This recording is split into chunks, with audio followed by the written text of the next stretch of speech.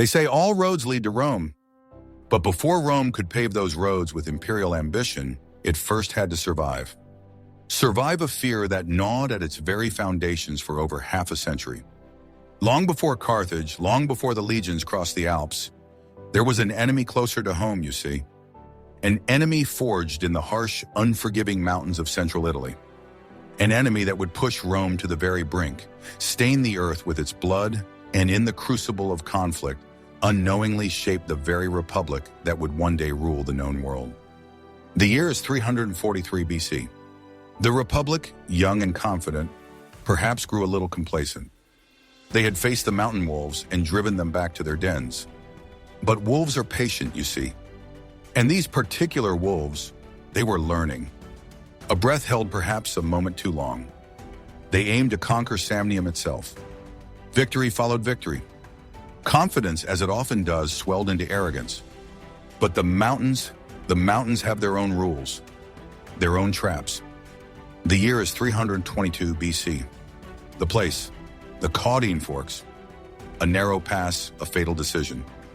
The Roman army, led by the consuls Spurius Postumius and Tiberius Veturius Calvinus, marched straight into a Samnite ambush.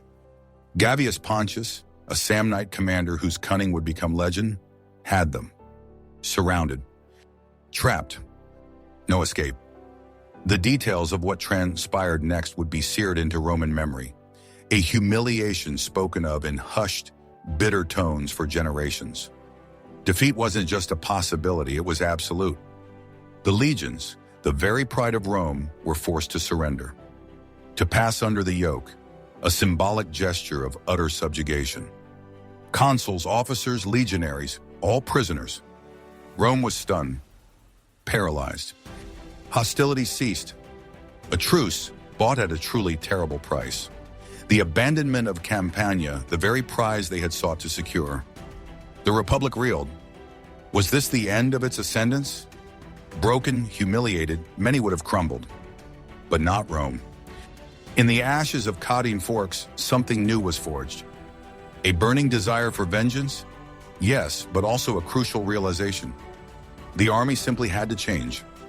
The old ways were not enough against such a formidable foe. The Roman legion underwent a profound transformation, acquiring the flexible, maniple-based structure that would serve it so remarkably well in the centuries to come, even against the mighty Hannibal. The war machine, now reforged and hungry, was unleashed once more. The fighting resumed, a bloody seesaw of gains and losses. 316 BC, another disaster, the Battle of Lautulae. Roman dead littered the field. Doubt predictably crept back. Were the Samnites truly unbeatable in their mountain strongholds? But Rome's spirit, though battered, was certainly not broken. The following year, revenge was exacted at Sidnum. A brutal, grinding war of attrition, fought valley by valley, peak by peak. Then a masterstroke of Roman ingenuity. The Via Appia. The Appian Way. Not merely a road, you understand, but a lifeline. A strategic artery allowing Rome to supply its troops, to project its power deep into the south, into the very heart of Samnite resistance, relentlessly. Uninterrupted. Unyielding. But the Samnites were not Rome's only concern, not by a long shot. As Roman strength was tested in the south, a new fire erupted in the north. 301 BC. The Etruscans, ancient rivals, sensed weakness and opportunity. They rose against Rome. Suddenly, the Republic faced war on two fronts, a nightmare scenario.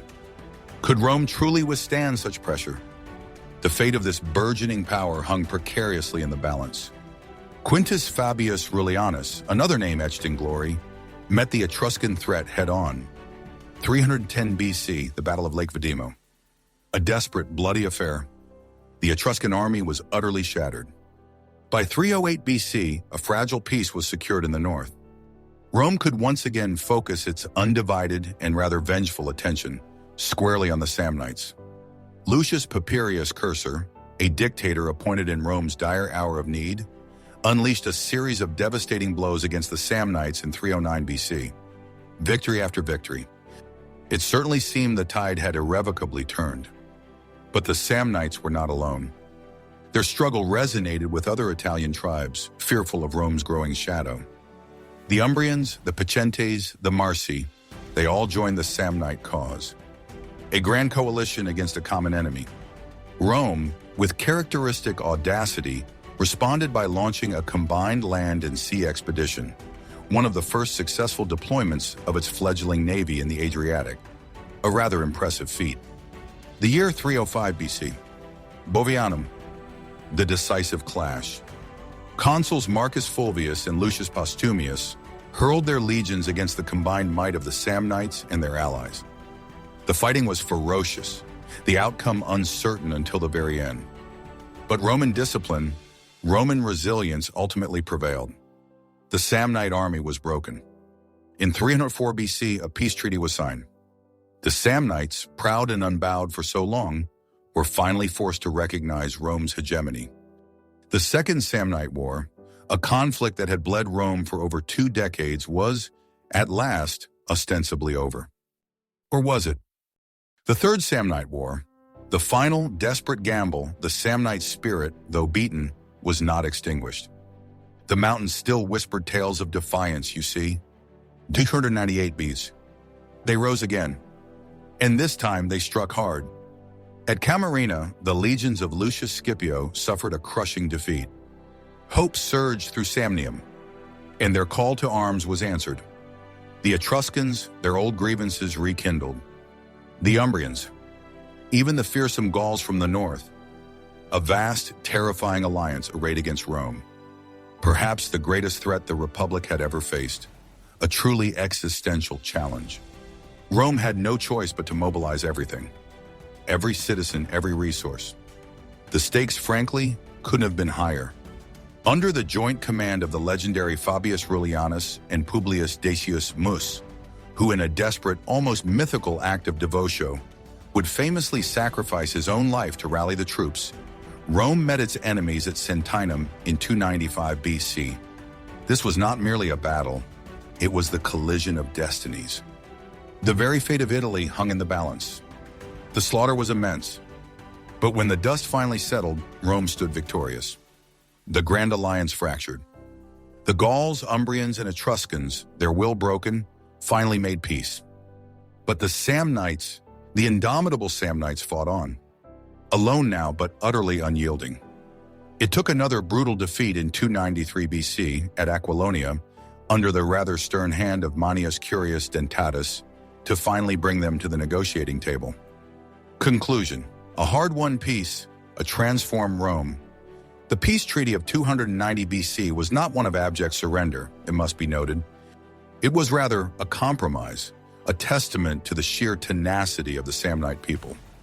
They were not to be vassals, crushed and humiliated. Instead, they became allies of Rome. Rome, for all its victories, had ultimately failed to entirely break the Samnite military power.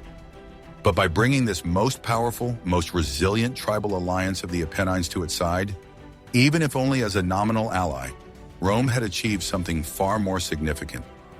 It had established, beyond any reasonable doubt, its dominance over most of Italy. The Samnite Wars were, without question, a crucible.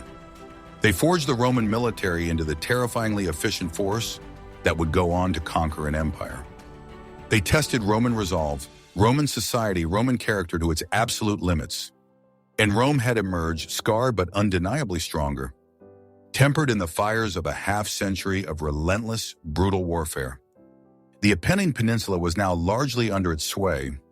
A new chapter would begin in either. Beyond Italy, across the seas, another power was rising: Carthage. And the hard-won lessons learned in the unforgiving mountains of Samnium would soon be put to an even greater test.